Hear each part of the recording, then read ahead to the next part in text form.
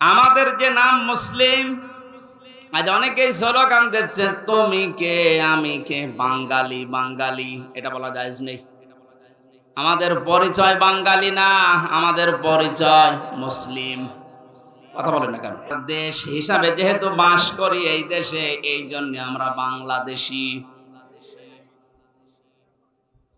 এই শব্দটাকে আমি বানালাম। কোরআনে কারিমে আল্লাহ যে আয়াতের মাঝের অংশে জানিয়েছেন হুয়া সাম্মাকুমুল মুসলিমিন, এই যে হুয়া এর ফাইল বা কর্তা হযরত ইব্রাহিম নবী। আমাদের যিনি জাতির পিতা তিনি আমাদের নাম দিয়েছেন যে তোমরা মুসলিম জাতি হিসাবে তোমাদের নাম আমি মুসলমান, এটা রাখলাম। বলেন সুবহানাল্লাহ। এখান থেকে একটা মাসলা বের হয়। এই ছেলে এদিকে তাকান। যেখানে সেখানে মাহফিল নিয়ে তো ঝামেলাগুলো হয় এই কারণে। এরা জায়গাগুলো আসলে ঠিক মতো হয় না, তখন এই আলোচনাটাই উঠিয়ে যায়। আরে ভাই, ওয়াজি যদি শুনতে না পারেন তো এসএসএমসি করে লাভ আছে? অন্তত কানে তো শুনতে পারছেন। আবার কথা বলেন, এমনি গ্রাম্য মাইক নিয়েছে, কথা বন্ধ করেন। নাকি ওদের এখনো কথা বলা লাগবে? নেন, আপনাদের 30 সেকেন্ড সময় দিলাম, কথা বলেন, এরপরে আমি শুরু করছি। বলেন।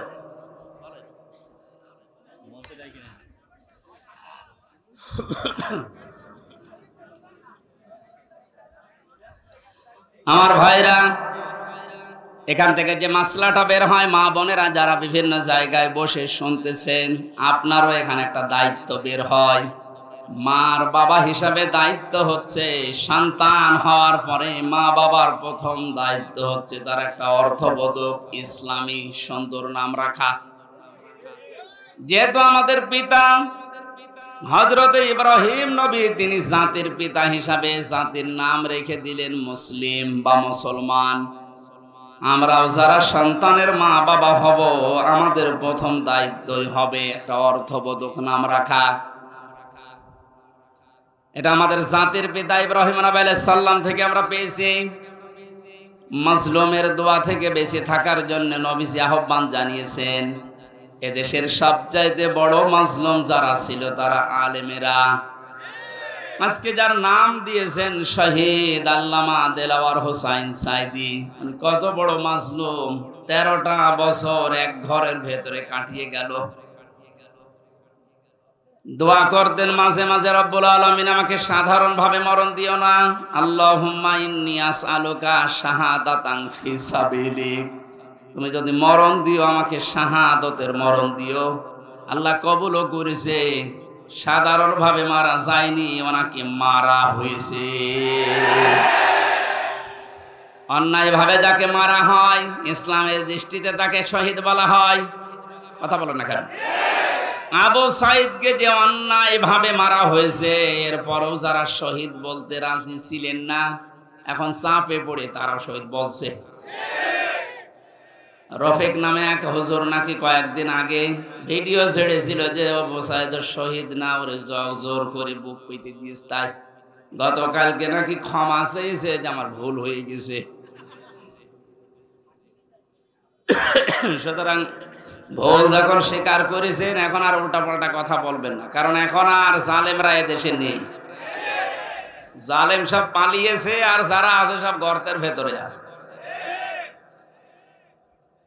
আল্লাহ বলেছিলেন না, ইন্দুরের গর্ত পাবা না, তার দোয়া কবুল হয়ে গেছে। ইন্দুরের গর্ত আর পারছে না। আজকেও দেখলাম একজনকে জোতার মালা পরিয়ে জালেমের জুলুমের প্রতিশোধ নিচ্ছে জনগণ। এই 17-18 দিন হয়ে গেল, এরপরও যদি আপনার জোতার মালা এখনো না সরে, এ দেশে জালেমদের আর জায়গা হবে বলে আমার বিশ্বাস হয় না। সুতরাং জালেম যারা, ওনারা হয় বিধান নেন আর মরে যান। বহু মানুষের ক্ষতি করেছে। রব্বিলা তাদারনি আলাল আরদি মিনাল কাফিরিনা দাজ্জারা নূহ আলাইহিস সালাম বলেছিলেন, আল্লাহ কাফেরদের একটা আন্ডা বাচ্চা পর্যন্ত জমিনে না থাকে, কারণ ওর পক্ষ থেকে যেটা জন্মাবে ওইটাও হারামি হবে।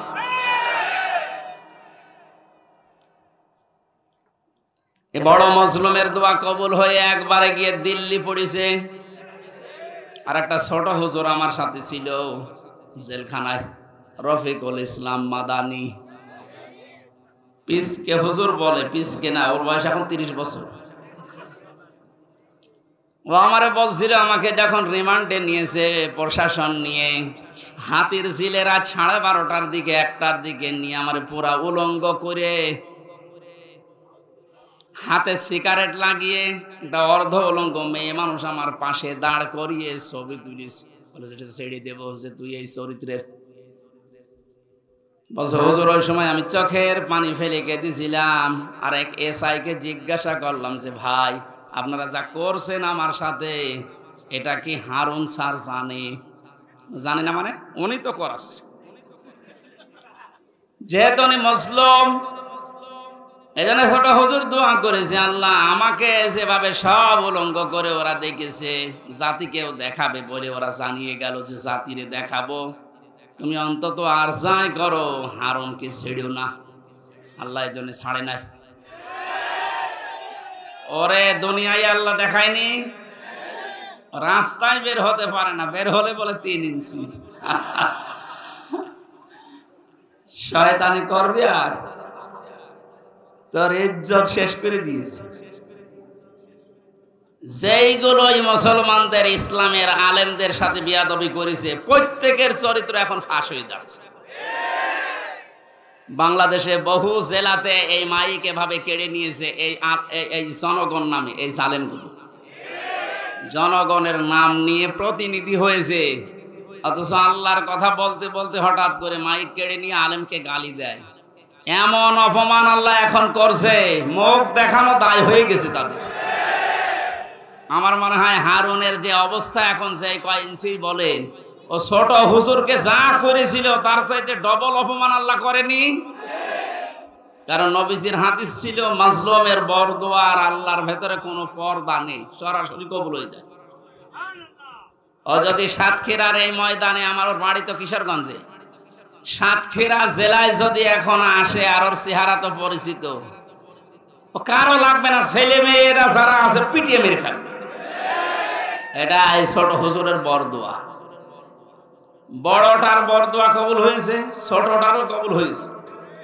বড়টার বরদোয়া কবুল হয়ে দিল্লি পড়েছে, ছোটটার বরদোয়া কবুল হয়ে কয়েক ইঞ্চি বেরিয়ে গেছে। এখন এই মেজো যারা আমরা আছি, আমাদের দোয়া কবুল হবে না? যা করেছেন আমাদের সাথে, আল্লাহ যেন ঠিক ওই রকম করে। তখন আপনি টের পাবেন কত অসহায় করে রেখেছিলেন মাটির নিচে। আমার দুনিয়ায় কি আছে কিচ্ছু জানতাম না।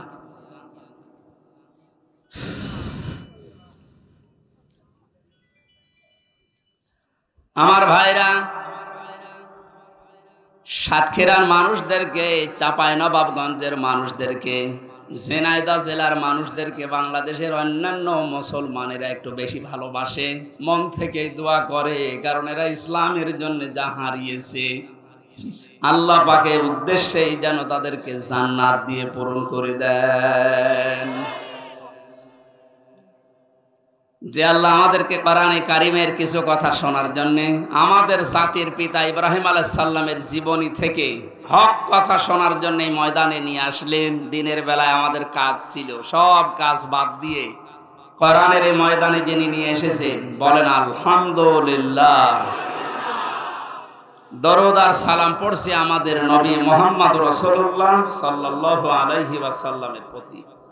আমরা তেলাওয়াত করেছি সূরা বাকারার 124 নম্বর আয়াত। তাফসীর আকারে কথা বলবো, যেহেতু দোয়া হবে শহীদদের আত্মার মাগফিরাত কামনা। শহীদদের মাগফিরাত কামনা করার দরকার নেই, কারণ আল্লাহ তাদেরকে নিজে খাওয়াচ্ছে। ওয়ালা তাহসাবান্নাল্লাযীনা কুতিলু ফি সাবিলিল্লাহি আমওয়াতা বাল আহইয়াউন ইনদা রাব্বিহিম ইরযাকুন। সূরা আলে ইমরানের 169 নম্বর আয়াত। আল্লাহ পাক জানিয়েছেন, হে পৃথিবীর মানুষেরা, আমি আল্লাহ যাদেরকে শাহাদতের মর্যাদা দিয়েছি এদেরকে মৃত ভাববা না, বলবা না তো বলবাই না। ওয়ালা তাকুলু লিমা ইউকতালু ফি সাবিলিল্লাহি আমওয়াত। এই আয়াত দ্বারা আল্লাহ মুখের উপরে নোটিশ দিয়েছেন শহীদদেরকে মরে গেছে এ কথা বলবা না। আর এই সূরা আলে ইমরান দিয়ে আল্লাহ জানিয়েছেন যে মনে মনে ধারণাও করবা না যে শহীদরা মারা গেছে। কারণ জীবন পর্যন্ত যে লোকটা জালেমের সামনে দিয়ে দিতে পারে একে মারা গেছে মনে মনে বলাও গুনার কাজ। এই জন্য আল্লাহ ওয়ালা তাহসাবান্নাল্লাযিনা দিয়েছে, মনে মনে ধারণাও করবা না।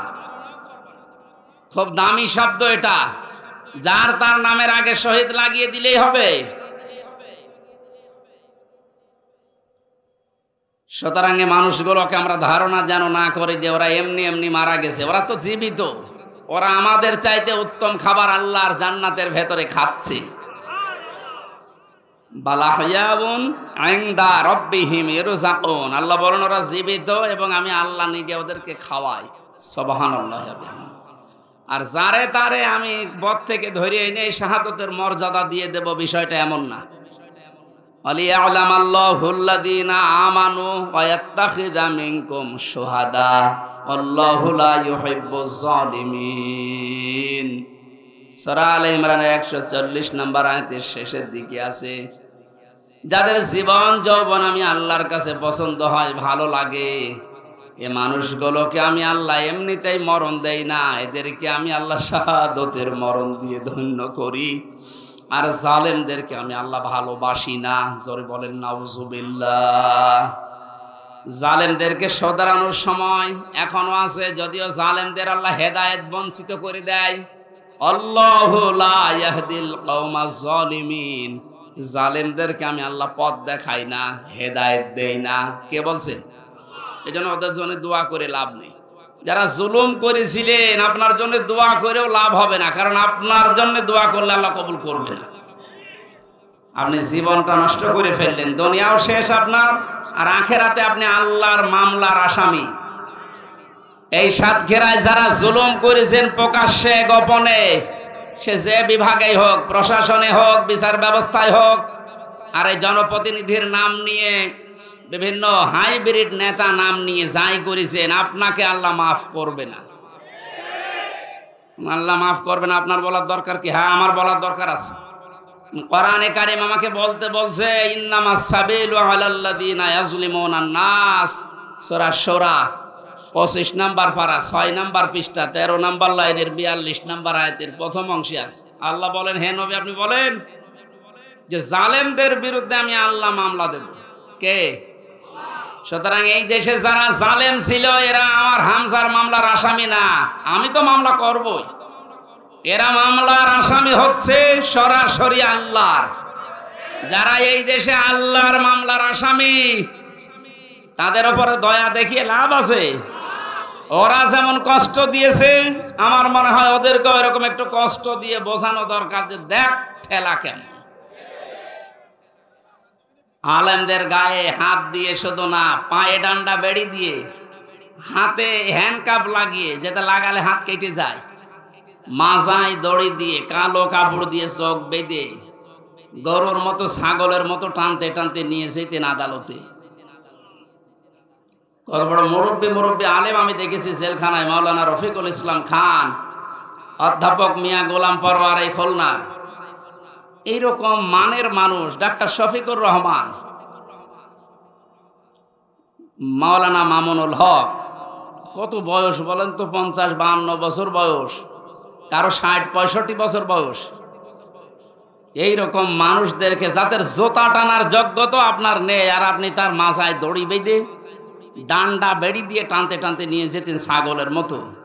এখন যেমন নিয়ে যাচ্ছে, ডিম মারছে মানুষ, এখনটা টের পাচ্ছেন যে কেমন লাগে।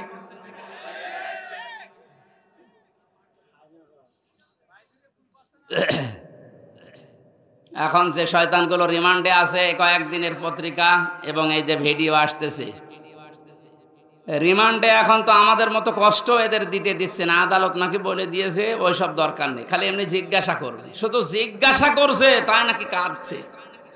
আর কিছু শয়তান আছে, কিছু কথা বলেন শুধু হাসতেছে, মানে পাগলের ভয় ধরেছে। রিমান্ডে আমাদের যেভাবে এই হাতের নখ বলছে যে এইগুলো দিয়ে আমরা নখ তুলি, আমার মনে হয় ওদেরকে যদি নখ নাও তোলেন, শুধু দেখান যে এইটাই করি, ওই এমনি মরে যাবে। আমার ওই কাছের ঘরের ভেতরে মাটির নিচে যখন ওই যন্ত্রপাতিগুলো বের করে বলছিল যে এই দেখেন এইগুলো দিয়ে আমরা নখ তুলি, বলেন তো সব ওরা আর আমি একা, পৃথিবীর কেউ জানে না, সব থেকে বিচ্ছিন্ন। কেমন লাগে ওই সময়? আর আপনাদের তো তাও আদালত বলেছে না কিছু বলবেন না, শুধু একটু জিজ্ঞাসা করবেন। জিজ্ঞাসা করলে আপনি কাঁদতেছেন। আইনা কাবতুম ফাকিবু বিমিসলি মা উকিবতুম বি, প্রতিশোধ নেওয়া জায়েজ আছে অতটুকু যতটুকু আমি অত্যাচারিত হয়েছি। ডাক্তার শফিকুর রহমান এই জন্য ঘোষণা দিয়েছেন, যাদের কারণে 17 বছর এই দেশের জনগণের বিভিন্ন সাইডে দিক এবং বিভাগে অত্যাচারিত, জুলুম, নির্যাতন, মিথ্যা মামলা, ঘরে থাকতে পারে নাই, চাকরি বাকরি দেয়নি, এবং মিথ্যা মামলা দিয়ে শুধু শেষ করেনি, মিথ্যা সাক্ষী সাজিয়েছে। শুধু মিথ্যা সাক্ষী দিয়ে শেষ করে দিলে হতো, বা সাজা লাগিয়ে কাউকে ফাঁসি দিয়েছে, কারো যাবজ্জীবন দিয়েছে। এইগুলো তো তারা জীবনও মাফ করবে না, কারণ যে ক্ষতি আপনি তার করে দিলে তার পরিবারের। এখন এই দেখে দেখে সব আইনের আওতায় এনে আপনাদের ঠিক এইভাবেই বিচার করা হবে, আপনাদের বানানো আইন। কথা বলেন না কেন? সে আইন বানিয়ে রেখে গিয়েছিলেন, এখন আপনি মরবেন ঠিক ওই আইনে। আয়না ঘর আপনি বানিয়েছেন।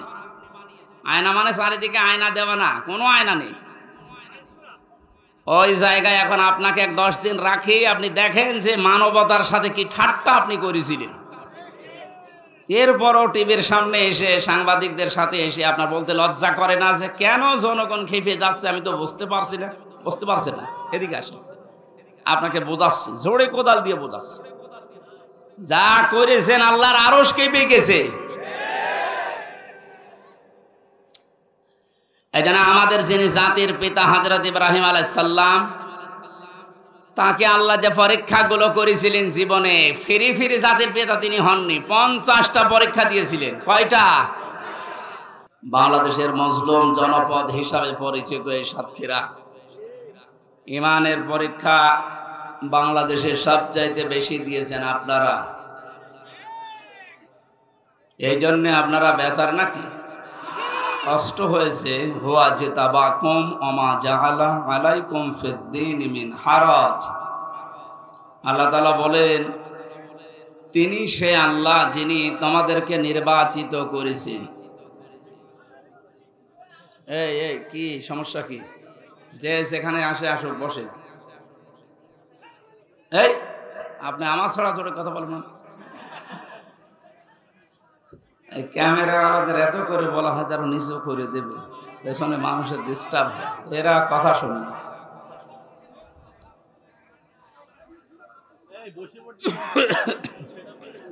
এই জায়গায় বসে পড়া যায় না? কাদা তো এখন কি করবেন? কি হ্যাঁ, কথা বলেন না, এমনি দাঁড়িয়ে থাকেন, বসে থাকেন। এখন কি করবো? কায়দা ভেজা জায়গা, কথা বলবেন না। কথা বললে তো আমি কথা হারিয়ে যাব।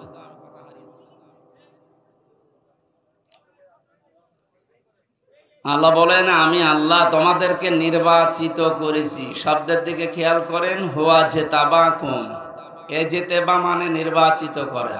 এ জেতেবা মানে কি? এতদিন যারা ছিল এরা কি নির্বাচিত? কোরআনের আয়াত অনুযায়ী এরা অবৈধ। আল্লাহ বলেন আমি নির্বাচিত করি। নির্বাচিত করা, নির্বাচনের মাধ্যমে পদ্ধতি আল্লাহ। বহু মানুষে নবীর উম্মত হওয়ার জন্য চেষ্টা চালিয়েছে, আল্লাহর কাছে দোয়া পর্যন্ত করেছে। হযরতে মুসা নবীর মতো, ঈসা নবীর মতো এত বড় পাওয়ারফুল নবীরা আল্লাহ দোয়া কবুল করেন না। মুসা নবীর মতো নবী, যাকে কালিমুল্লাহ বলতেন, তার দোয়া কবুল হয়নি, কারণ তিনি নির্বাচিত হতে পারেননি এই নবীর উম্মত হওয়ার জন্য। আল্লাহ আমাদেরকে শোনালেন, হুয়া জিতাবাকুম, তিনি তোমাদেরকে নির্বাচিত করেছেন। কি করলেন এটা করে? ওমা জাআলা আলাইকুম ফিদ্দীন মিন হারাজ, এবং তোমাদেরকে আল্লাহ রাব্বুল আলামিন দ্বীনের উপরে চলার জন্য যত বাধা ছিল সব বাধা নিজের থেকে দূর করে দিয়েছেন। এই দেশে দ্বীন মানা, দ্বীনের কথা শোনা বলা কত কঠিন ছিল বলেন তো। এই বাধাগুলো শুধুমাত্র ছাত্র আন্দোলন করার মাধ্যমে দূর হয়েছে তা না, আল্লাহ নিজে আমার মনে হয় আবাবিল ফেরেশতার মতো, পাখির মতো এই ছাত্রদেরকে ব্যবহার করিয়ে এই যে বিশাল বোঝা, বিশাল জগদ্দল পাথর আল্লাহ নিজে ছড়িয়ে দিয়েছে। কারণ এখানে ফাইল কর্তা সরাসরি আল্লাহ, তিনিই তোমাদেরকে নির্বাচিত করেছেন তার দ্বীনের জন্য। এই 18.5 কোটি 19 কোটি মানুষ এখন আমরা এই দেশে বাস করি, সবাই কি তার দ্বীনের জন্য, ইসলামের জন্য নির্বাচিত হয়েছে? না, সবাইকে আল্লাহ এখনো পর্যন্ত কবুল করেনি। যাদেরকে করেছেন সৌভাগ্য তাদের, বাকি যাদের করে না আল্লাহ যেন খুব তাড়াতাড়ি দ্বীনের ভেতরে তাদেরকে পরিপূর্ণ প্রবেশ করান। কারণ আমরা তো মানে চেপে রেখে কথা বলতে পারি না। কয়েকদিন আগে একটা বক্তব্য দিয়েছিলাম যে কাফেরকে কাফের বলা লাগবে। কেউ যদি কাফেরকে কাফের মনে না করে তাহলে সেও কাফের। আল্লাহ যদি কাফের বলে কাউকে, তার আয়াত অস্বীকার করা নেই, তার অস্তিত্ব অস্বীকার করার কারণে এই ওয়াজ যদি আমার মুখ দিয়ে বের হয়, এ দোষ কি আমার না আল্লাহ? আমার। আমি তো অ্যাডভার্টাইজ করলাম, কথা তো দিয়েছেন কে বলেন তো? অথচ অনেক শয়তান এই কথাটা নিয়ে পেছনে লেগেছে। বিশ্বে এখন কাফের বেশি, আর উনি কাফেরদের বিরুদ্ধে কথা বলল। তাহলে আপনি আল্লাহকে জিজ্ঞাসা করেন তো, ঈমান নষ্ট হয়ে যাওয়ার, ভেঙে যাওয়ার যে কারণগুলো আছে 10টা, তার ভেতরে 9 নাম্বার কারণ এইটা। কেউ যদি কোনো অমুসলিমকে অমুসলিম মনে না করে, মনে করে এও আমাদের মতো, তাহলে আপনারও ঈমান থাকবে না। এটাকে আমি বানালাম। অজু করেছেন, অজু ভেঙে গেছে, কয় কারণে অজু ভাঙে বলেন তো? 7 কারণে। কয় কারণে? একটা কারণ আপনার ভেতর থেকে এসেছে, এই যে রক্ত গড়িয়েছিল, এই জায়গায় জমা ছিল, গড়িয়ে পড়ে গেছে। যতক্ষণ জমা থাকে অজু ভাঙে না, যদি গড়িয়ে পড়ে যায় অজু ভেঙে যায়। এটা জানেন তো? এই যে নামাজ পড়ি আমরা, কিছুক্ষণ আগে নামাজ পড়ে আসলাম, নামাজও ভেঙে যায় 19টা কারণে। কয়টা কারণে? এর যে কোনো একটা কারণ যদি আপনার ভেতরে পাওয়া যায়, আপনার ওই নামাজ আর নামাজ থাকবে না নষ্ট হয়ে যাবে। এইগুলো যেমন সহজে বোঝেন, ঈমানও যে ভেঙে যায়, নষ্ট হয়ে যায়, এটা বোঝেন না কেন? আল্লাহর কোন বিধানকে কেউ যদি অস্বীকার করে, তার তো ঈমান ভেঙে যাবে। কেউ যদি অপছন্দ করে, যালিকা বিআন্নাহুম কারিহু মা আনজালাল্লাহু ফাআহবাতা আমালাহুম। সূরা মুহাম্মদের 9 নম্বর আয়াত। আল্লাহ বলেন, আমি যেগুলো কোরআনে নাজিল করেছি এগুলো অস্বীকার করা না। কেউ যদি শুধু মন খারাপ করে, এত পারা যায়, সঙ্গে সঙ্গে ঈমান নষ্ট হয়ে যায়। আর ওর যা ভালো কাজ ছিল পেছনে, দান সাদকা নামাজ রোজা যাই করেছিল, ওগুলো সব আল্লাহ নষ্ট করে দেবে। এটারে কাফেরকে কাফের বলা লাগবে, এটা আমার ঈমানের দাবি। আমি না তো ঈমানই থাকবে না।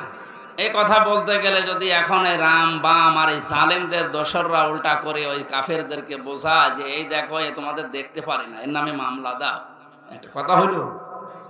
মামলার আসামি তো 1 নাম্বার হওয়া দরকার আল্লাহ। ওই ফতোয়া দিয়েছে তো আল্লাহ, আর ওটা অ্যাডভার্টাইজ করেছে প্রথমে নবীজি, তাহলে 2 নাম্বার আসামি। ওনাদের কোনো আসামির তালিকায় নেই, যত নাম সব আমাদের। আমরা সেফে রেখে আমি আপনার মতন জালেম হব? এই জন্যই তো সেফে রাখা যায় না। এই যে পয়েন্ট আকার যে কথাগুলো বললাম, আপনি একটা কথাও খণ্ডন করেন তো? আল্লাহ বলেন, আমি নির্বাচিত করি নির্বাচনের মাধ্যমে লক্ষ কোটি কোটি উম্মতের ভেতরে তোমাদেরকে আমি আল্লাহ নির্বাচিত করেছি। এই শব্দের ব্যাখ্যা যদি মনে হয় যে না, এই নির্বাচন নির্বাচিত এই শব্দগুলো বাংলায় কোনে আছে কোরআনে, আপনি সূরা হজের 78 নম্বর আয়াতে যান। ওটা আরবিতে বললে আপনি বোঝেন না বলে তো বাংলা বললাম। এই শব্দকে যারা আজ গোপন করার জন্য রাতের নির্বাচন দিনে করে ফেলেছে, নাকি উল্টিয়ে গেছে? দিনের নির্বাচন রাত্রে করেছে। আপনি তো নির্বাচিত না, এই জন্য তো আপনাকে মানুষ দেখতে পারে না। এই কারণেই তৎনায় যে অন্তর্বর্তীকালীন সরকারের প্রধান যিনি ডক্টর মোহাম্মদ ইউনূস, দায়িত্ব নেওয়ার পরে যে কয়েকদিনের ভেতরে আপনাকে এশিয়ার থেকে নামিয়ে দিয়েছে। তো তোর দরকার নেই, কারণ তুই নির্বাচিত না, তুই তো রাতে। সবগুলো এমনকি একেবারে আসল জায়গা থেকে মেম্বার পর্যন্ত এখন আর নেই, সব শেষ না, কারণ এরা নির্বাচিত না। আর এই কারণে এই 17 বছরে সাতক্ষীরার ময়দানে কোরআনের কথাগুলো আলেমদেরকে মুখ খুলে বলতে দেয়নি। সাতক্ষীরায় বহুবার এসেছি কিন্তু উঠতে দেয়নি। আজকে আসেন তো, এই যে পাশে কোন থানা যেন, শ্যামনগর, শ্যামনগর না, ওখানে গাবোরা নামে এক ইউনিয়ন আছে, গাবোরা, ওই জায়গায় এসেছিলাম। লেলি না, আল্লাহর ওলি আমার এই কথা বলতে দেয়নি। এখন শুনলাম পালিয়েছে। আপনি আজকে আসেন, আজকে আসেন, এই যে এই জায়গায় আসেন, বলেন যে কথা বলতে দেব না, দেখেন আপনার খেলা হবে। ডক্টর মোহাম্মদ ইউনূস ঘোষণা দিয়েছে গত পরশুদিন, বাংলাদেশের ভূখণ্ডে কোরআনের কথা, আল্লাহর কথা বলতে কোনো ফেরেশতার পারমিশন নেওয়া লাগবে না। কিসের পারমিশন? কোরআনে কারিম পারমিশন দেবে যে আপনি কথা বলতে পারেন কিনা। যদি কোরআন বলে যে না, আপনার কথা বলার যোগ্যতা নেই, আপনি কথা বলবেন না, চুপ করে থাকবেন, সেই আয়াতে আজকে পড়েছি সূরা বাকারার 124 নম্বর আয়াত। কথা কারা বলবে, সামনে কারা থাকবে, এই কথাগুলো আল্লাহ আমাদের কাছে জানাবে। আপনি জেনে তারপরে বাড়ি যাবেন। তাহলে আমরা যেহেতু সাতক্ষীরা, আপনারা মানুষ সাতক্ষীরার, আমিও খুলনা বিভাগের মানুষ, এই বিভাগের মানুষ। আমরা বাংলাদেশে যে মানুষগুলো কোরআনের পক্ষে থাকতে গিয়ে সবচাইতে বেশি জুলুমের শিকার হয়েছে, তার ভেতরে আপনাদের নাম আছে। ইত্তাকি দাওয়াতাল মাজলুম ফাইন্নাহা লাইসা বাইনাহু ওয়া বাইনাল্লাহি হিজাব, মুসলিম শরীফের হাদিস। আল্লাহর নবী বলেন, তোমরা বেঁচে থাকবা, ভয় করবা, সতর্ক থাকবা মজলুমের বরদোয়া থেকে, কারণ মজলুমের বরদোয়া আর আল্লাহর ভেতরে কোনো পর্দা থাকে না। এই জালেমের বিদায়ের জন্য আমার মনে হয় মজলুমের বরদোয়া সবচাইতে বেশি কার্যকারী ভূমিকা পালন করেছে। ছাত্র জনতা এবং সাধারণ যারা জীবন তো দিয়েছে, তাদের জীবনের উপরে, শাহাদতের উপরে এবং মজলুমের বরদোয়ার উপরে আল্লাহ কবুল করে আমাদেরকে স্বাধীন একটা দেশ এখন দিয়েছেন। এখনো আমরা স্বাধীন না, ষড়যন্ত্র এখনো চলছে। কথা বলেন না কেন?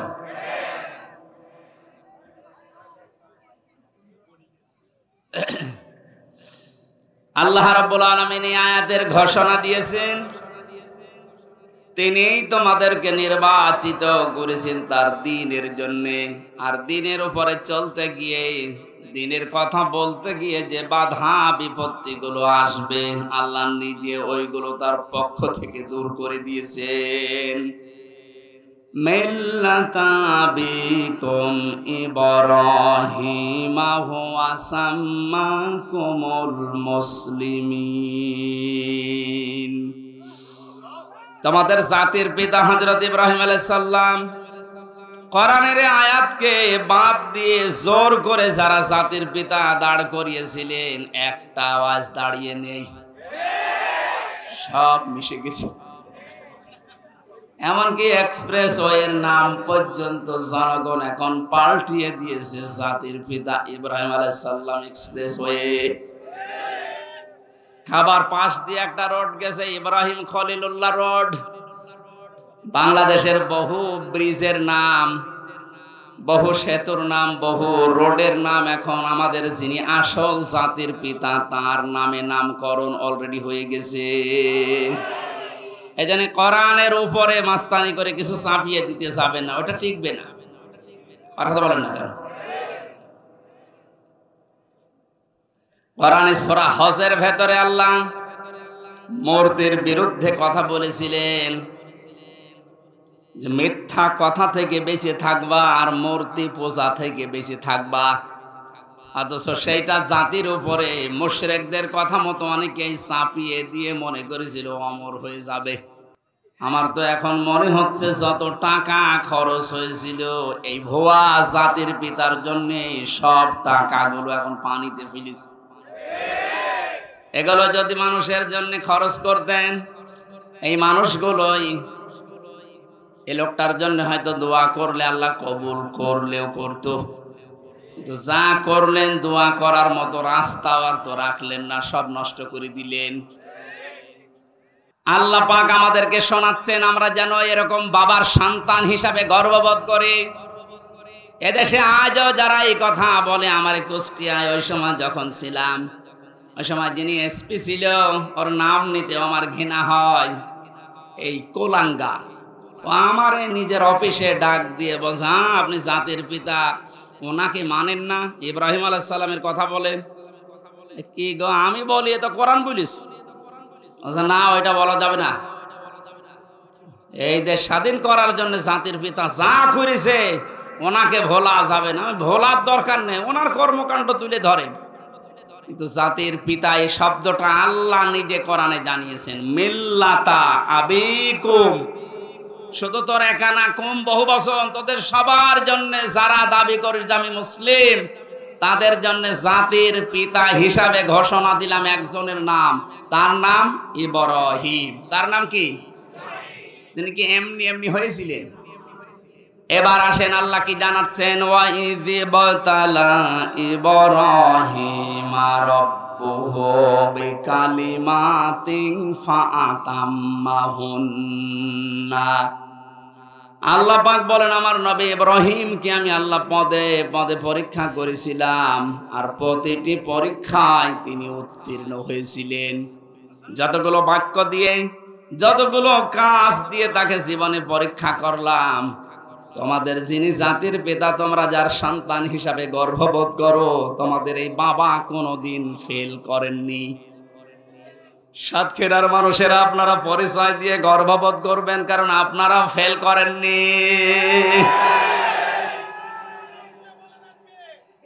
বাংলাদেশের বহু জেলার লোকেরা ফেল করে গেছে, বিশেষ করে গোপালগঞ্জের ফেল হয়ে গেছে। ওদের যেগুলো এখন কীর্তিকলাপ বের হচ্ছে, সাতক্ষীরার কোন সন্তান যদি ফার্স্ট ক্লাস ফার্স্ট হয় তার চাকরি হবে না, আর গোপালগঞ্জে বাড়ি হলে আমার মনে হয় 2 পয়েন্ট পেয়েছে, চাকরি পেতে দেরি হয় না। এই যে বৈষম্য, এমনিতে বৈষম্য বিরোধী আন্দোলন ছাত্ররা শুরু করে নাই, সব জায়গায় যখন দেখেছে বৈষম্য তখন ওরা করবে কি? আহ্বান জানাচ্ছি, যেহেতু রাষ্ট্র সংস্কার এখন চলছে, এই জালেম এবং জালেমদের দোসর যারা, তাদেরকেও এখন সংস্কার করা দরকার।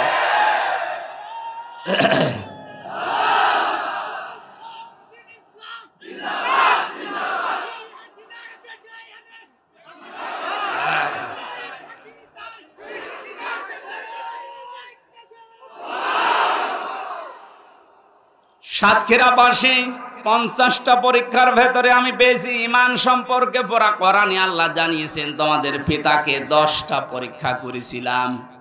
ঈমান সম্পর্কে 10টা পরীক্ষায় তিনি প্রতিটিতে উত্তীর্ণ হয়েছিলেন। তিনিও সর্বপ্রথম ঈমান আনার জন্য খুঁজছিলেন যে কাকে বিশ্বাস করা যায়, কাকে বিশ্বাস করা যায়। আকাশের তারকা দেখার পরে মনে করলেন এইটাই আমার খোদা, এইটাই আমার রব। যখন এটা মিটে যায়, লিভে যায়, দূর হয়ে যায়, তখন তিনি বলেছিলেন না, যেটা দূর হয়ে যায়, ডুবে যায়, এটা অস্তমিত হয়ে যায়, ওইটা আমার মালিক হতে পারে না। তিনি খোঁজ করলেন, রাতের বেলা চাঁদ দেখলেন, মনে করলেন এটা আর একটু বড় আছে, এটা আমার আসল রব। সকালবেলা যখন দেখলেন না ওইটাও আর নেই, মিলিয়ে গেছে, বললেন না, যেটা ডুবে যায় এইটা আমার মালিক হতে পারে না। কোরআনে কারিমে আল্লাহ সূরা আনআমের ভেতরে এগুলো আমাদেরকে শোনাচ্ছেন শিক্ষা নেওয়ার জন্য। এখানে একটা শিক্ষা বের হবে, ভালো করে তাকান।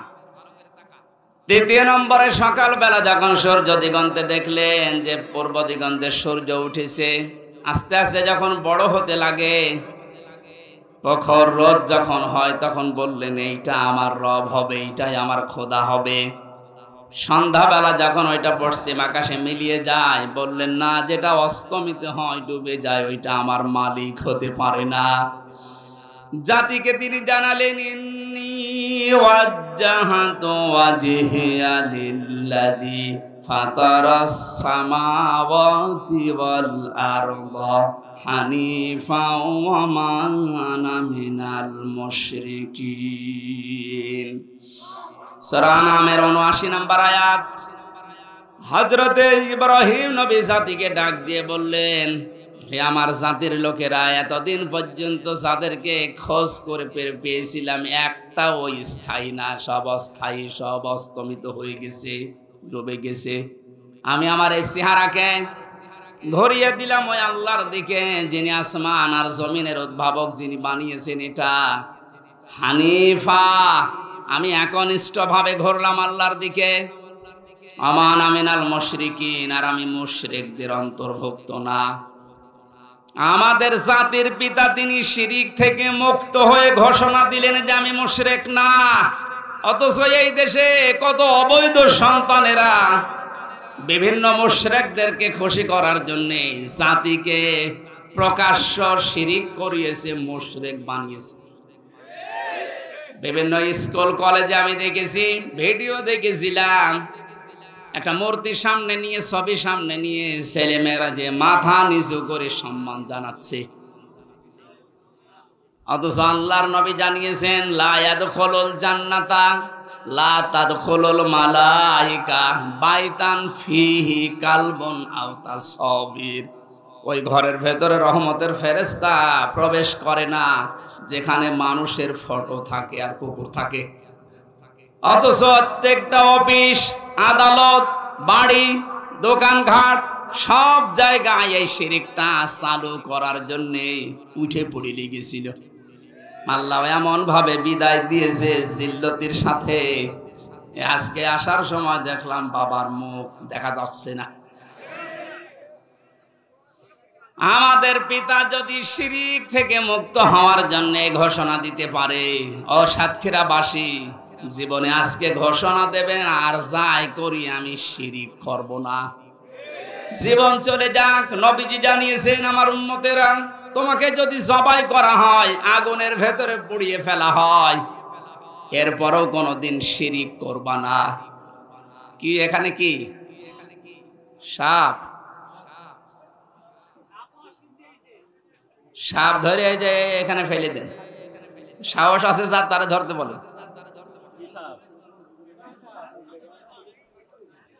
ও ধোড়া সাপ আর কি, ওর রওশনের সাথে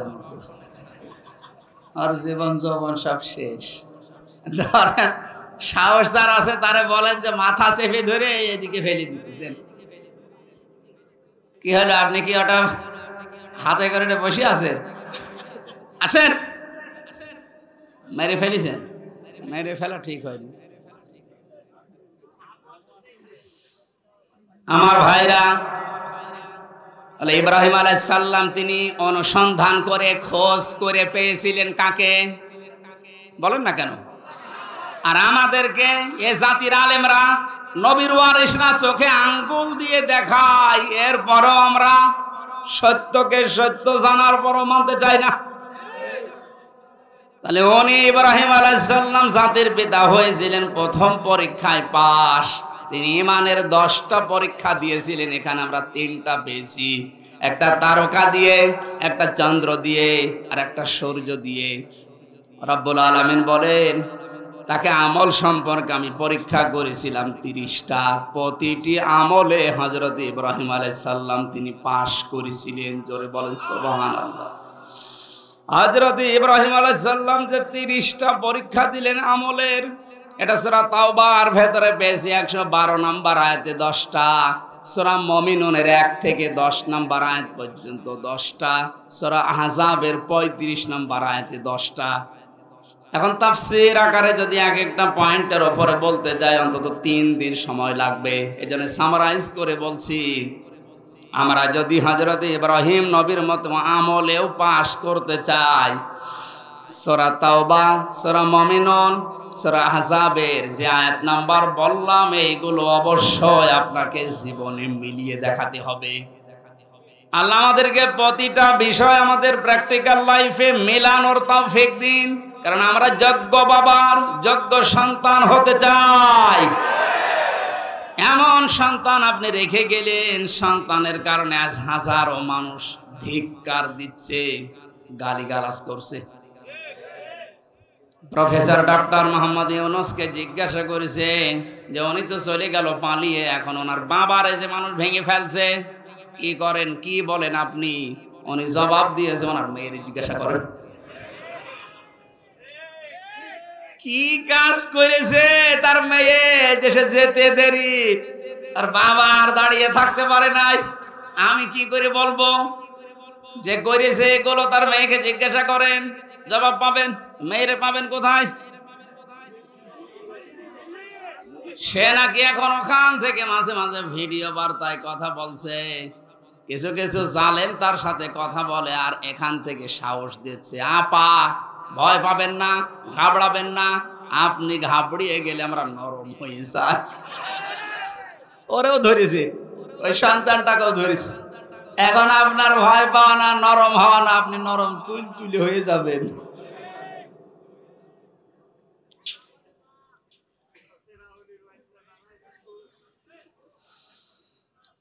এরপরে পেয়েছি ফিতরাত বা স্বভাব সম্পর্কে তিনি 10টা পরীক্ষা করেছিলেন। এটা মারেফুল কোরআন, তাফসিরে হাক্কানি, এগুলোতে পাবেন। আমি একটা একটা করে এবার তাফসির আকারে, পয়েন্ট আকারে বের করছি।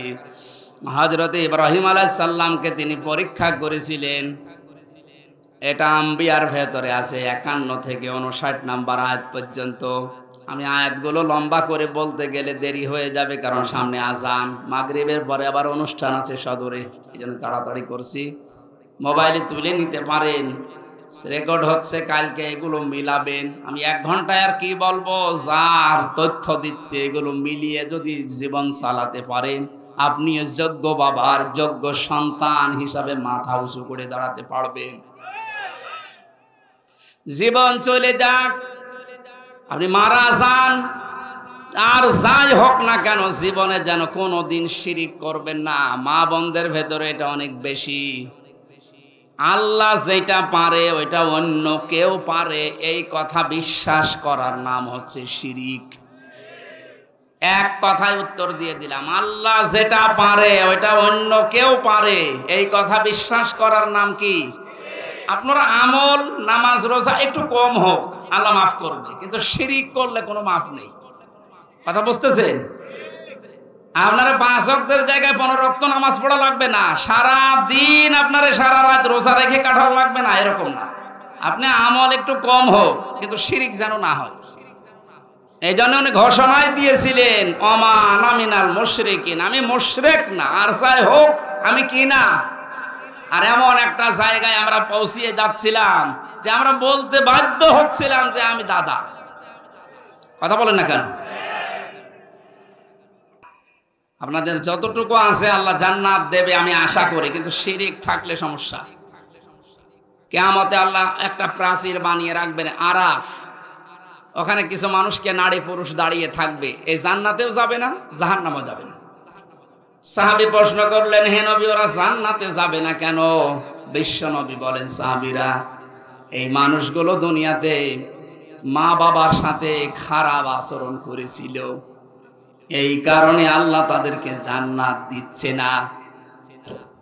যারা এখানে আছেন হাতে পায়ে ধরে বলছে, আমল কম হোক, আখলিস দীনাকা ইয়াকফিকাল আমালুল কলিল, তোর ইমানটা খাঁটি করবে, নির্ভেজাল করবে, শিরিক মুক্ত করবি, আমল কম হলো আল্লাহ তোরে জান্নাতে দিয়ে দেবে। মা বাবার সাথে আজ আমরা অনেকেই খারাপ আচরণ করতে বাধ্য হচ্ছে। এর পেছনে যারা কল কাটি নাড়ায়, তারা অধিকাংশ পরিবারে খোঁজ খবর নিয়ে দেখলে দেখা যায় তার স্ত্রী দায়ী। এই কথা বলে না কেন? একটা মা হওয়ার জন্য যে কষ্টটা সহ্য করেছে আপনার আমার আর মা, এই পৃথিবীতে আমার মুখটা দেখার জন্য বিজ্ঞান এখন প্রমাণ করছে 57 ইউনিট কষ্ট সহ্য করা লাগে একটা সন্তানকে দুনিয়ায় আনতে মায়ের। অথচ পুরুষ মানুষ যত শক্তিশালী হোক, ও যদি মোহাম্মদ আলী হয়, তারপরেও এই মানুষটা সর্বোচ্চ কষ্ট সহ্য করতে পারে 45 ইউনিট। এর উপরে কষ্ট সহ্য দিলে ও মারা যাবে। একটা মা দুনিয়ায় আমার মুখ দেখতে গিয়ে 57 ইউনিট কষ্ট সহ্য করে তারপরে আমি দুনিয়ায় এসেছি। এই জন্য আল্লাহ আরাফ নামক প্রাচীর দিয়েছে, এদেরকে জান্নাতে দেখছেন। এই প্রথম কারণ। যারা বিভিন্ন জায়গায় বসে কথা শুনছেন, আপনাদেরকে আমি জান্নাতে নিতে চাই, জান্নাতি নিতে চাই। এই জন্য বলছি দুনিয়া কি হবে, কয়দিন যাবে না। আর মা বাবার সাথে খারাপ আচরণ যেন আপনার স্বামী না করে, বারবার তাকে পথে রাখেন, বোঝান।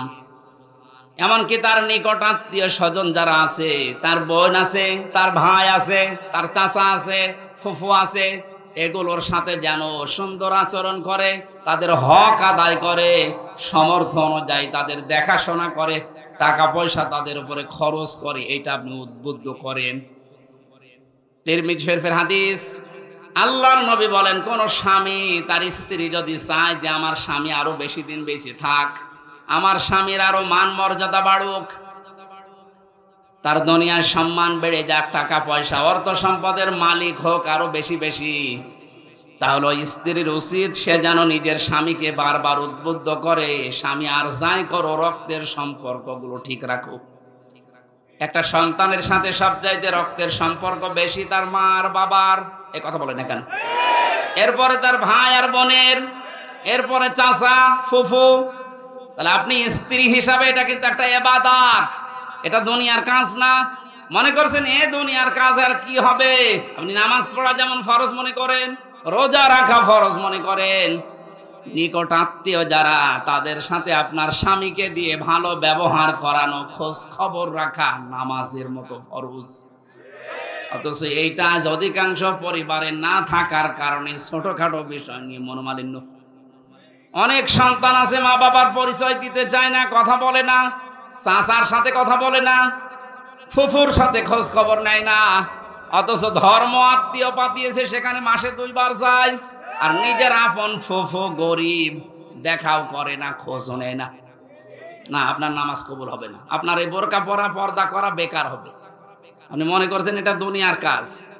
নামাজ পড়েন 6 ওয়াক্ত তাহাজ্জুদ মিলে, তা বোরকা পরেছেন একেবারে 14 হাত, অথচ আপনার মিল নেই ফুফু শাশুড়ির সাথে, আপনার চাচা শ্বশুরের সাথে। আমি কি আর কি মারছি বলেন? হাজারো পরিবারে এরকম নেই। আমার বিশ্ববিদ্যালয়ে এক স্যার ছিল হাদিস বিভাগে, ডক্টর আব্দুল্লাহ জাহাঙ্গীর। উনি বলছিলেন এক চেয়ারম্যান গেছে খুলনায়, সারাদিন কাজকর্ম করার পরে খুলনাতে ছেলের বাড়ি, ওখানে উঠেছে। রাত একটু বেশি হওয়ার কারণে বাবা বলছে, সন্তান আমি চলে এসেছি, একটু রাত বেশি হয়েছে, কিছু মনে করো না। বলছে আসেন বাবা। ভেতরে নিয়ে স্ত্রীকে বলছে, আমার বাবা এসেছে, রান্না করো। স্ত্রী বলছে না, আমি পারবো না, আমি সেই সন্ধ্যা থেকে রাত 11টা পর্যন্ত সিরিয়াল দেখতে দেখতে ক্লান্ত, পারবো না। অন্তর্বর্তীকালীন সরকার আসার পরে এই জিনিসটা অন্তত মাফ হয়েছে, ভারতের সিরিয়ালগুলো বন্ধ করে দিয়েছে।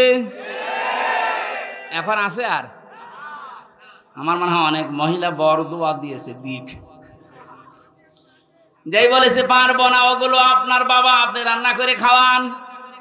চিন্তা করছে এখন যদি মারধর করে, যদি উচ্চবাচ্য করে আমার বাবা আবার জেনে ফেলবে। ঠিক আছে, কিছু না বলে বাবাকে বলছে, আব্বা তুমি কি খেয়ে এসেছো? ছেলের বাড়ি কেউ খেয়ে যায়? ও তো সব কথা শুনে ফেলেছে, লজ্জার খাতিরে বলছে ঠিক আছে, খাওয়া লাগবে না, আমি খেয়ে এসেছি।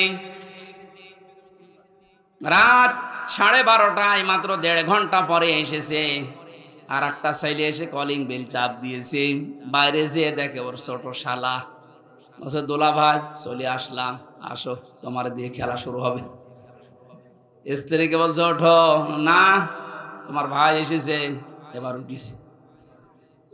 আমি একটু বাড়িয়ে বলছি না, ভাই এসেছে, এবার উঠে রান্না বান্না করলেন। আগের যেটা ছিল ওইটাও যদি এই আচরণ করতেন, আমার মনে হয় কোন সংসারে বাংলাদেশে আলাদা হইতো না। আপনার মনটা এত ছোট কেন? একটু বড় করতে পারেন না? আর শুধু এই ক্ষেত্রে স্ত্রীরই দোষ না, অনেক মা বাবা আছে নিজের মেয়ের ভুল হলে মাফ করে দেয়। আর পুত্রবধূ একটা লোকের মেয়ে, ওর পান থেকে চুন খসলে আগে ছেলের কানে কানে তুলে দেয়। এইটা মা বাবা না, এটা ডাইনি। এ মরণের সময় বেঈমান হয়ে মারা যাবে, এই শ্বশুর শাশুড়ি ঈমান পাবে না। কারণ কষ্ট দিয়েছে মানুষকে। কাকে?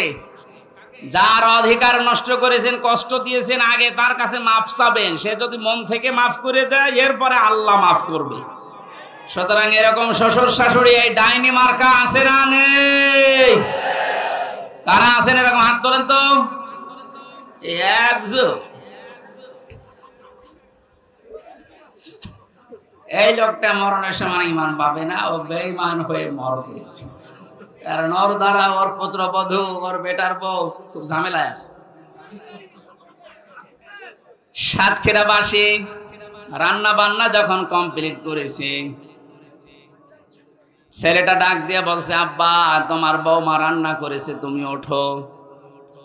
বাবা কিন্তু সব শুনতে পেয়েছে, ডাক দিয়ে বলছে, সন্তান আমার খাওয়া লাগবে না, তোরা খেয়ে ঘুমিয়ে পড়।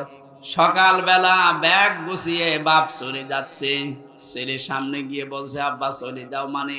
তোমার বৌমা রান্না করছে, খেয়ে যাবা না? চোখের পানি ফেলে দিয়ে বাবা বলে, সন্তান আমি যেদিন তোর শালা হব ওই দিন খেয়ে যাব। শুধু হাসির খোরাকি না, এটা বাস্তবতা। শুধু আমার ওই কুষ্টিয়া জেলার ওই চেয়ারম্যান শুধু এরকম আচরণ পেয়েছে? বাংলাদেশে বহু পরিবারে অনেক মুরব্বী এখন ঠিক ওই রকমই আছে। একটা মায়ের পেটে 8টা 10টা 12টা 15টা সন্তানের জায়গা হয়, অথচ এই মা বাবা শেষ বয়সে এসে গেলে এই 15টা বাড়ি মিলেও মা বাবার জীবন চলে না, তখন পালাপালি করে খাওয়ায়। নাউজুবিল্লাহ মিন যালিক। আমার মনে হয় মুরব্বী হয়ে গেলে এদেরকে নিয়ে এই 15টা সন্তান 5টা সন্তান এরা কাড়াকাড়ি করবে, কারণ এদের পেছনে যা খরচ করবেন সবগুলো সাদগা দেওয়ার মতো সওয়াব হবে। আর আমরা যারা সন্তান আছি আমরা চাইও এটা, কিন্তু আমরা পারি না অধিকাংশ পরিবারে বোর কারণে। এইটা একটু বেশি বলে ফেললাম। যারা পারেন না বোর কারণে হাত তোলেন তো ভাই, সত্যি কথা বলেন, হাত তোলেন। ওয়াজ করা আমার ঠিক হইল না। একটা মানুষের তাহলে এই সমস্যা, বাকিগুলো সবই আপনারা জান্নাতে আছেন আলহামদুলিল্লাহ। ওয়াজ আর করে করবো কি? মেয়েদেরকে ধন্যবাদ জানাচ্ছি, সাতক্ষীরার মেয়েদেরকে আলহামদুলিল্লাহ। একটা আল্লাহ পড়েছিলেন, বাবার বাধা পেয়েছিলেন ঘর থেকে, এরপরও তিনি বাধাকে উপেক্ষা করেছিলেন, আগুনে পর্যন্ত পড়েছিলেন, এরপরও পিছপা হননি। এরকম ইব্রাহিম নবীর সন্তানদের জীবনের সামনে পদে পদে পরীক্ষা আসতে পারে, ঘর থেকে, বাবার কাছ থেকে, মায়ের কাছ থেকে, স্ত্রীর কাছ থেকেও বাধা আসতে পারে। দিনের উপরে চলতে গিয়ে পিছপা হওয়া যাবে? এই পয়েন্টটা আমার নিজের দিকে তাকিয়ে বলছি, আমিও যেন পিছপা না হই। দুনিয়া একদিকে যাক, ইসলাম থাকবে আমার সামনে ইনশাআল্লাহ। দিন কায়েম করা এটা আমার জীবনের মূল লক্ষ্য এবং আসল কাজ। এটা জীবনের মেন কাজই এইটা। পৃথিবীর প্রত্যেকটা নবীকে আল্লাহ বলেছিলেন আনাকিমুদ্দিন, যে আমার ইসলাম কায়েম করেন। এ বিষয়ে কোনো মতপার্থক্য করবেন না, কারো বাধা মানবেন না। সুতরাং আমরা যেহেতু এই যে পৃথিবীতে দিনের খাদেম, কামলা, লেবার, যতদিন পর্যন্ত জীবনের শেষ দিন না আসে, বেতন হিসাবে জান্নাত পেয়েছি এ ঘোষণা না পাই, ততদিন পর্যন্ত আমাদের কোনো থামাথামি নেই। নামাজ যেমন ফরজ মনে করে পড়ি, রোজা যেমন ফরজ মনে করে রাখি, দিন কায়েম করব, আন্দোলন করব, এইটাও ফরজ মনে করি। আল্লাহ আমাদেরকে ওই রকম ঈমান তুমি ইব্রাহিম নবীর মতো দান করো। সমাজের বাধা পেয়েছিলেন, রাষ্ট্রের বাধা পেয়েছিলেন, বনবাসে পর্যন্ত গিয়েছিলেন। আমি তাফসিরের প্রায় 22-23টা তাফসির থেকে নোট করেছি, সবগুলো বলতে গেলে সময় পাচ্ছি না। হিজরতের পরীক্ষা দিয়েছিলেন, জবাই করেছিলেন সন্তানকে, প্রত্যেকটার শেষে কোরআনের আয়াত সেট করেছি। এরপরে কাবা নির্মাণ করে পরীক্ষা দিয়েছিলেন আল্লাহকে। হজের 26 নম্বর আয়াতে আছে, ফিতরাত সম্পর্কে তিনি পরীক্ষা দিয়েছিলেন 10টা। এই মাথার ভেতরে 5টা, নাকে পানি দেওয়া, এই কাজটা ছিল না। এই জন্যে আল্লাহ করোনা দিয়েছিলেন। বহু বিমানবন্দরে আমি দেখেছিলাম, অমুসলিম বিমানবন্দরে যে সমস্ত দেশে, ওরা পানির ব্যবহার করতো না, টিস্যু, শুধু টিস্যু দিত, এমনকি টয়লেট করার পরও টিস্যু। আল্লাহ এমন সিস্টেম করে দিয়েছে, নাকে পানি দিবি না, প্রতিদিন নাকে পানি অন্তত 5 বার করে দে। করোনা নামে যে রোগ, এটা আস্তে আস্তে দূর হয়ে যাবে। এটা আল্লাহ দিয়েছিলেন মনে হয় এই ইব্রাহিম নবীর এই ফিতরাতের প্রথম যে কাজটা ছিল নাকে পানি দেওয়া। কত রকমের জার্ম দিনের ভেতরে আপনার নাক দিয়ে যায়, যত পরিষ্কার থাকবে তত রোগ থেকে আল্লাহ আপনাকে বাঁচাবে। এটা বিজ্ঞানসম্মত। 2 নম্বরে প্রতিদিন অন্তত কারণে অকারণে কুলি করবেন। মুখের ভেতরে যে সমস্ত জার্মগুলো আছে, কুলি করার দ্বারা আল্লাহ দূর করে দেয়। আমাদের জাতির পিতা ইব্রাহিম থেকে এগুলো পাওয়া। 3 নম্বরে তিনি মেসাক করতেন। হয় মেসাক করবেন কোনো ডাল, কাঁচা ডাল দিয়ে, তাহলে দাঁত ভালো থাকবে। যদি এরকম ব্যবস্থা না হয়, বিরাস ব্যবহার করতে পারেন। 4 নম্বরে তিনি গোঁফ দাড়ি কাটতেন, কিন্তু মুষ্টির উপরে। প্রত্যেকটি নবীর দাড়ি ছিল 1 মুষ্টির নিচে। এরপরে ওনারা দাড়ি কাটা জায়েজ আছে, কিন্তু এর উপরে দাড়ি কাটা জায়েজ নেই। মস্কে বড় রাখা যাবে না, যদি ছোট ছোট করে রাখতে পারেন জায়েজ আছে। একেবারে রবীন্দ্রনাথ ঠাকুরের মতো রাখলে দই খেতে পারবেন না। এরপরে তেল ব্যবহার করতেন প্রত্যেকটি নবী। আমাদের জাতির পিতা ইনি শিখিয়েছেন তেল ব্যবহার করা। এখন তো ফ্যাশন হয়ে গেছে, মেয়েরা পর্যন্ত এখন আর মাথায় তেল দিতে চায় না, শুধু শ্যাম্পু দেওয়ার পরে চুল ফুলিয়ে থাকতে চায় কন্ডিশনার দিয়ে। না, মেয়েদের চুল হচ্ছে শুধুমাত্র স্বামীর জন্যে। এই মাসলাটা মনে রাখবেন, স্বামী বাদে মেয়েদের চুল তার বাবাকে দেখানো জায়েজ নেই। শুধু হালকা জায়েজ আছে দুলা ভাইকে দেখানো। এরপরে খাতনা করা, ছেলেরা যারা আছে খাতনা করা দরকার, যারা করেননি দিয়ে দেবেন। এটা অনেক রোগ থেকে বাঁচাবে। নাভির নিচের লোম পরিষ্কার করা, ঢেলা কলুপ ব্যবহার করা, নখ কাটা 7 দিনে একবার, এরপরে বগলের লোম পরিষ্কার করা। এই 10টা ইব্রাহিম নবীর ফিতরাত বা স্বভাব ছিল। আমাদের জাতির পিতা আমাদেরকে যা দিলেন, আগামীতে কোনো জায়গায় নিয়ে আসলে রাতের বেলা মাহফিল দেবেন। দিনের বেলা আসলে কথা তোলা যায় না, আমি তাফসীর আকারে কথা বলবো, আর গলা ব্যথা করছে। রাত্রে আবার মাগরিবের পরে আসে, যেহেতু শেষ করে দিলাম। আল্লাহুম্মা আমিন। আমার জেলখানায় বসে যে বইগুলো মেয়েদের জন্য লিখেছিলাম পারিবারিক জীবন নিয়ে, এখানে আছে, যেখানে আছে সামনে আছে মনে হয়, মেয়েদেরকে দিয়ে দেবেন নিয়ে। মেয়েকে, মাকে, বোনকে, ফুফুকে, এদেরকে দেবেন, কাজে লাগবে। লা ইলাহা ইল্লা আনতা সুবহানাকা ইন্নী কুনতু মিনাজ জালিমিন। রব্বানা আতিনা ফিদ দুনিয়া হাসানা ওয়া ফিল আখিরাতি হাসানা ওয়া কিনা আযাবান নার।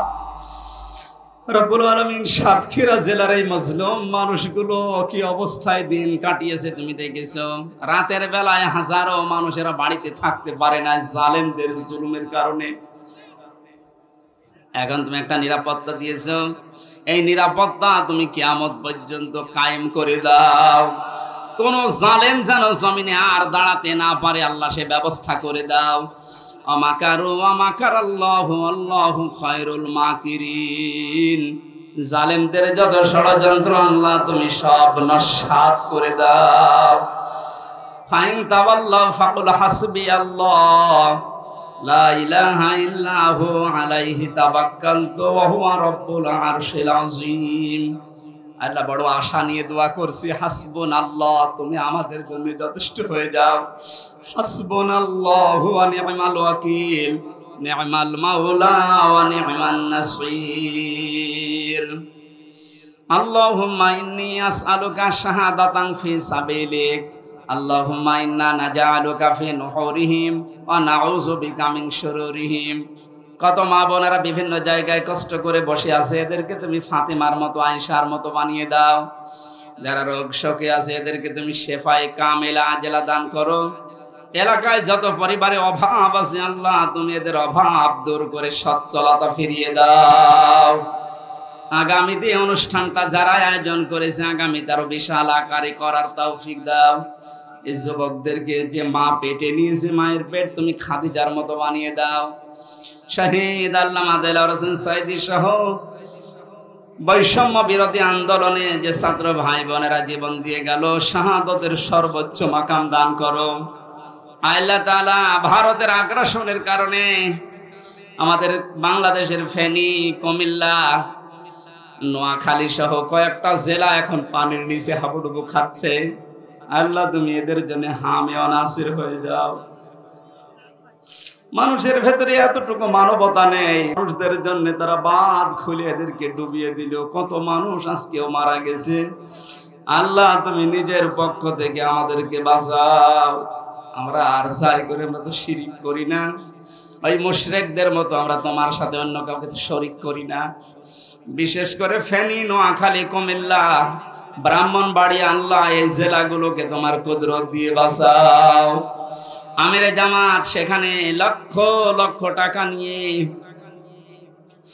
বিভিন্ন খাদ্য সামগ্রী নিয়ে গেছে। আজকে দেখলাম সারা দেশের মানুষকে আহ্বান জানিয়েছে যে যে জায়গায় আছি সামর্থ্য অনুযায়ী বন্যা দুর্গত মানুষদের পাশে দাঁড়ানোর মতো যোগ্যতা, ঈমান আমাদের দান করো আল্লাহ। বারাকাল্লাহু লানা ওয়া লাকুম ফিল কোরআনিল আযীম। আলহামদুলিল্লাহি রাব্বিল আলামিন। আসসালামু আলাইকুম। খ্যাতনামা ইসলামিক স্কলারদের বক্তব্য শুনতে আমাদের সঙ্গেই থাকুন। নিয়মিত আপডেট পেতে সাবস্ক্রাইব করে বেল বাটনে প্রেস করুন। Rosni 24. Enjoy the Holy Quran.